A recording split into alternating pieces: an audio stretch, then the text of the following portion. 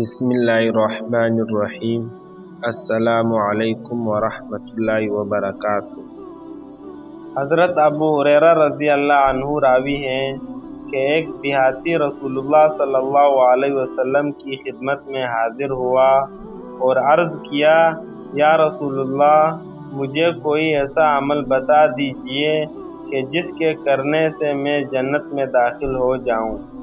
آپ صلی اللہ علیہ وسلم نے فرمایا، اللہ کی عبادت کرو، کسی کو اس کا شریک نہ ٹھہراؤ، فرض نماز پڑھو، فرض زکوٰۃ ادا کرو اور رمضان کے روزے رکھو۔ یہ سن کر دیہاتی نے کہا، اس ذات کی قسم جس کے قبضے میں میری جان ہے، میں نہ تو اس پر کچھ زیادہ کروں گا اور نہ اس میں سے کچھ کم کروں گا۔